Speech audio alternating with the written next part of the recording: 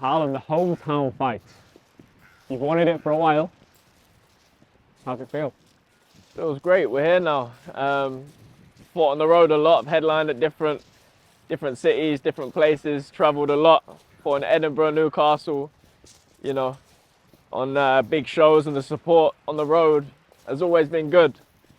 But it feels great to bring something back to the people of Brighton, the place that shaped me. You know, and form me into the person that I am today.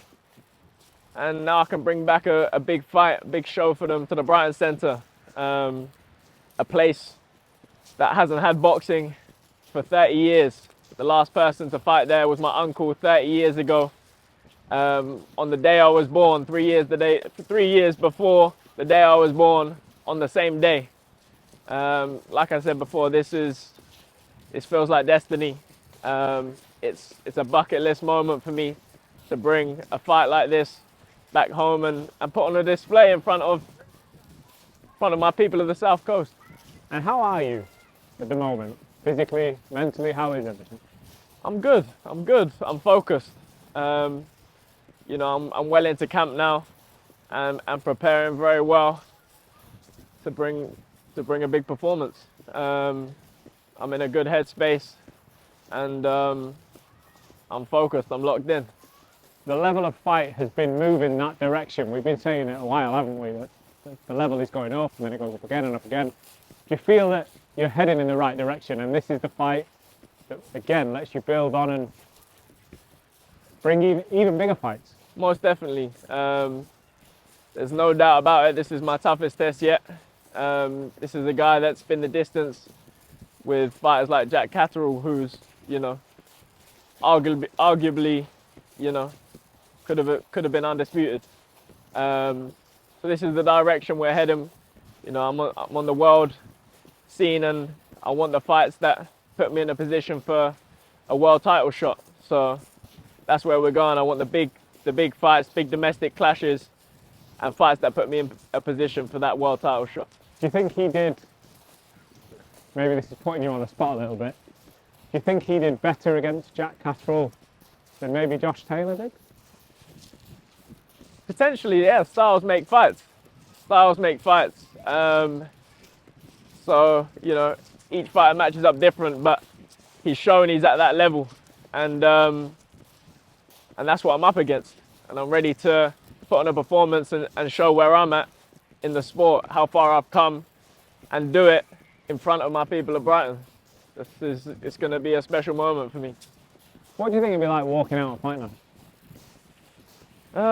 Walking out, you know, I'd like to say it's going to feel the same as every other time, but it's always going to be different when you're at home. You know, you see people you grew up with, everyone, you know, willing you on.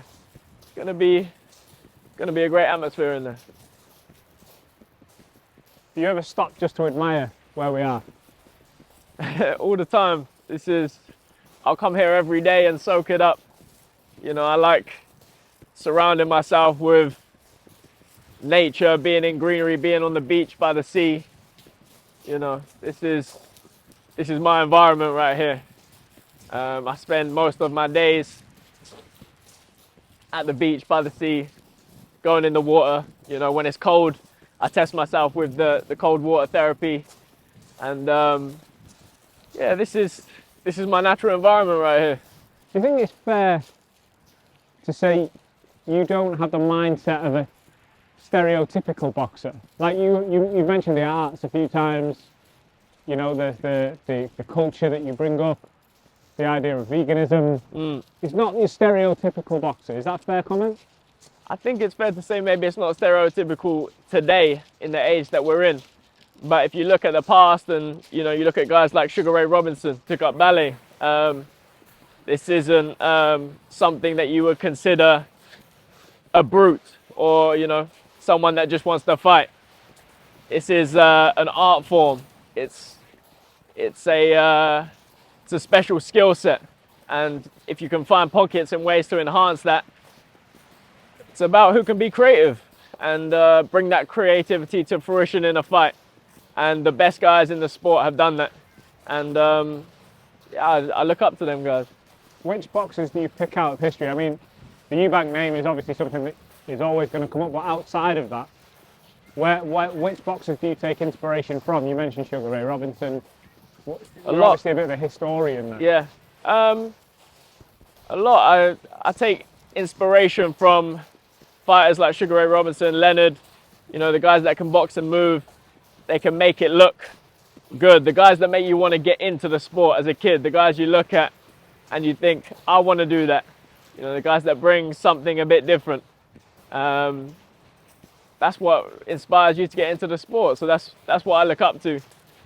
Roy Jones Jr., Mayweather, obviously closer to this generation. Them guys, you know, done things differently in the ring. And I look up to them as much as I look up to the old school guys like Ray Robinson, Ali.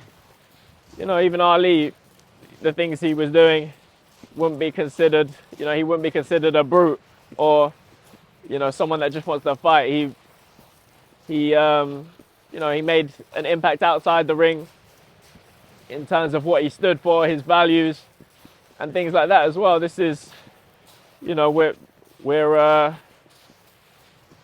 there's more to people than just fighting, and that's the characters that shows in the ring to get through certain moments and to really reinforce that it's a craft and an art form rather than just a fight. It's not just a fight. Which boxers do you think are the faces of boxing today? The faces of boxing today, I would say that a lot of the American guys, you know, especially around my weight class, are, you know, heading boxing really, you know, in terms of the exciting fights, the exciting matchups to be made. I would say there's a lot of guys at the top. Obviously, you'd say Canelo is on top right now as well. But Terence Crawford, very, very big inspiration for me, seeing how he operates and even his character, you know, and how that shows in the ring as well. There's a lot of great talent to take from today. I feel like, I find it interesting that you mentioned guys around your weight class, because stereotypically it's been the heavyweights. You mentioned Muhammad Ali, you know, a moment ago. A lot of people might say Tyson Fury, Anthony Joshua now, but the fact that, yeah, Terence Crawford, Devin Haney, you know, Shakur Stevenson coming through. You think that a few good wins, you can get to that status? That's not achievable. I definitely believe so. I think, you know, when I started the sport, I started because I wanted to be the best I could be and I wanted to reach that top level. And if I never thought that I could get there, I would have done something else. So I think it's achievable. It's achievable. It's the hottest division in the world right now. 140 pounds is where it's all at. It's where the excitement's at in boxing right now.